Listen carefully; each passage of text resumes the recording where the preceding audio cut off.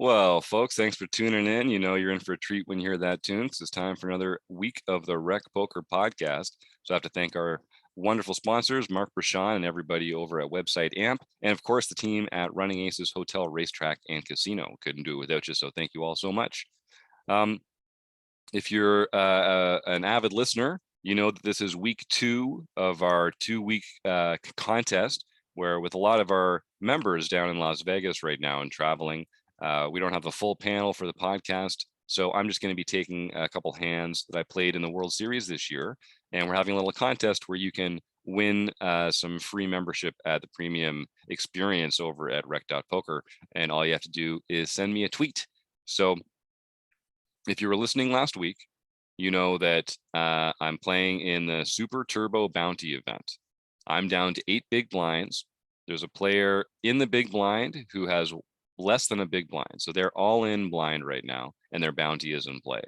There's another player a few spots to my left. They have about 1.2 big blinds. So they're very likely to be getting it in on this hand. The player immediately to my right, who's one of everyone else at the table who has us all very comfortably covered. There's the 3 small stacks, the big blind, the player 2 to my left, and me. I can take them both out. Everyone else can take us out. And the player to my right effectively puts me all in to start the action. So the question was, what is the worst hand that you call with here, with a chance to win 2 bounties? And because these other players are going to get involved in the action, I think you have a chance to quadruple up. Like mostly what's going to happen is you're going to lose.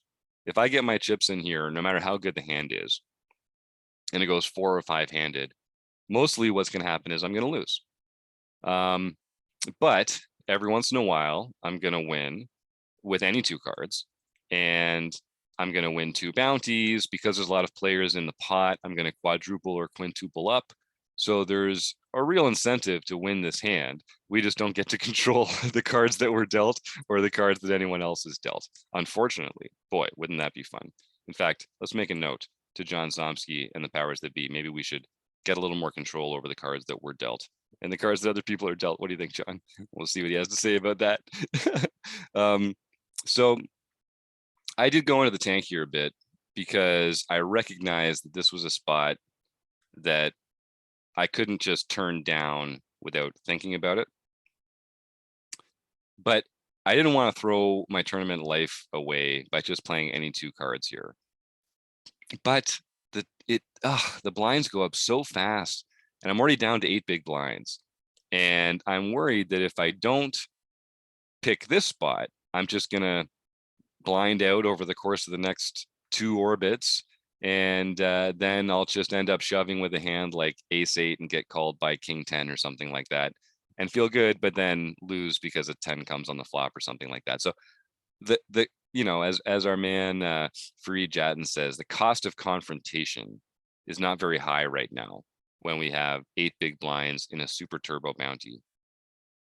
So the cost of being wrong isn't as great as it would be in a typical freeze out. And the cost of being right, the benefit of being right is actually greater than usual because of the weight of these 2 bounties. So this is a $1,500 bracelet event. Each bounty is worth $500. So if I did take out these 2 players and get their 2 bounties here, I'd have $1,000, which is pretty sweet. But like I said, more importantly, I'd also have, 32 to 40 big blinds, which would put me in a very different position in the tournament where I am currently with 8. So I did put this out on Twitter, and we got a few responses.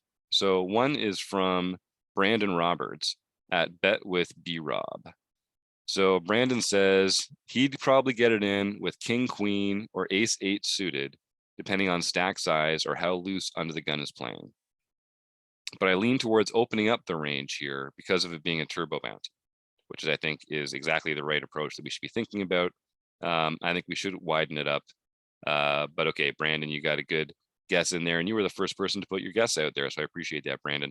I'll be in touch. You're going to get a free month of premium membership at rec.poker. And then we got a comment from Woody Adams, who is on our wrecking crew here, and Woody has never found a spot that he didn't enjoy getting his chips in. He's a lot like me in that way. He says, "What a spot." I'm going to say pretty wide, actually. You figure with all those bounties you can snag, and if you win, you got a good stack. Time to gamble. He says, when it comes to his range, I love Woody. He says, I'm only calling if they give me exactly 2 cards. So yeah, Woody says that he's getting in there with pretty much any 2 because it's just such a good spot. He can't turn it down. We got a great response from Chris Jones, who says, with bounties on the line and a turbo format, I'm gambling a bit more here. So it could be wrong, but unless there are ICM bubble implications, my worst hands, ace-2 suited, king-6 offsuit, sorry, ace-2 suited, king-6 suited, queen-8 suited, jack-10 suited, pocket 2s, ace-8 offsuit, king-10 offsuit, queen-jack offsuit. You know, Chris has put some thought into this because he really knows how to hit all those different kinds of hands that you could have.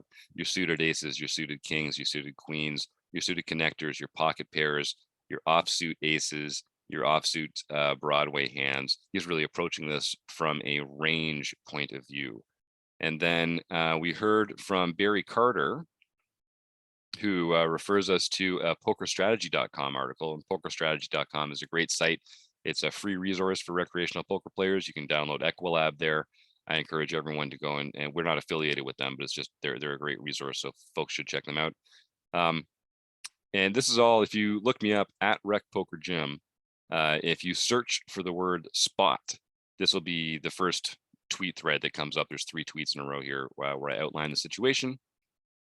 And Barry's response is, I think the answer is to go wide here, but with hands that do well multi-way. So maybe muck your ace-2 offsuit, but call your jack-10 suited type hands. He says it depends on the relative size of the bounty too. If it's late in a non-progressive knockout, then play as tight as usual, etc. Referring to some different factors and different kinds of bounty formats. So this is actually really encouraging to me because I was sweating this. I really did put myself in the tank for this one. And so I'll tell you what I had. I had jack-9 offsuit. And it's just not a very good hand. It's just not a very good hand. But it's a 1-gapper. It's, 2 cards higher than an 8. That's got something going for it. It can make straights. I'm not going to go the old, it's got 2 flush draws going for it. But there's something valuable about being 1 gap away from each other. That does get you something. So it sounds like from what I've seen on Twitter here, and again, I'm recording this before the previous episode comes out. So I hope some folks have tagged me with their own ranges, their own best hand or worst hand that they would fold or continue with here, so we can get some more nuanced and vibrant conversation going about it. But it sounds like, so jack-10 suited is maybe one that Barry Carter would advocate for. I think Woody's putting them all in. King Queen is the one that Brandon pointed to. Chris Jones, he gets close here. I really enjoyed talking to Chris Jones about poker. He's got Queen-8 suited, Jack-10 suited, Queen-Jack offsuit, King-10 offsuit. So he and Barry, they could have extended those down to Jack-9, 10-9, but they didn't. And I made a fold that I knew was on the cusp, but it felt like a disciplined fold. I'd gone into this tournament expecting to take spots like this. And when it came up, I'd been waiting for it. I saw this guy coming up in the big blind. I was really prepared to do it. And I just wanted a better hand than this. I think if it was 10 Jack suited, I would have shoved. I think if it was Jack-9 suited, I probably would have just shoved as well. But Jack-9 offsuit, it just felt like it was the universe telling me to pick a better spot a little later on. So to demonstrate how wide some of the other players were, it went six-handed to the fly folded. Basically everyone to my left called, including the short stack.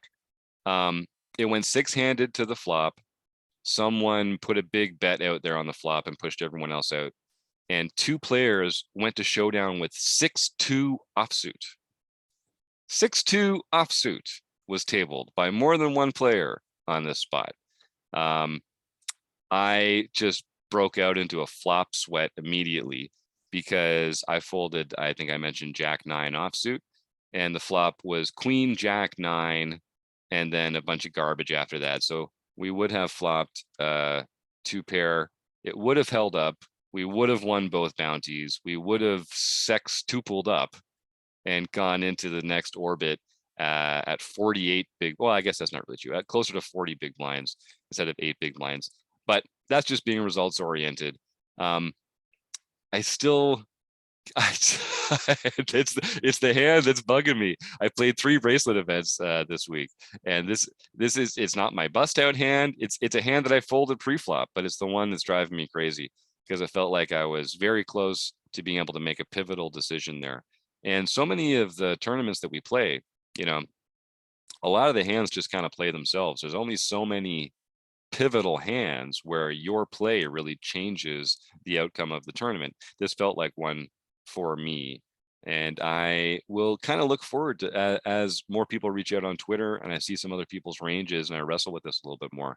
I hope start to feel better about making what turns out to be a correctly disciplined fold, but that's not really the business I'm in, if you know what I mean. So maybe it was just practicing for the main event. I think there's going to be some disciplined folds in my future in the main event. So hopefully that's what we were doing. We were just exercising those disciplined folding muscles, and we'll just see. So I hope folks did send me a tweet. If you did, you got a free week, a free month of premium membership at rec.poker.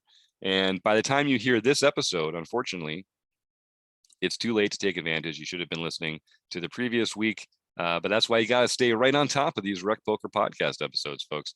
It's never too late to find out what kind of prize you could have won. But if you have any questions or if you've got some thoughts to share about this, please reach out to me at RecPokerJim on Twitter, or you can email me, jim@rec.poker. And without any further ado, I just want to thank all our members for making this such an amazing place to come and hang out and talk poker. Our sponsors, the Running Aces Hotel, Racetrack and Casino, and website AMP, and you, the listeners.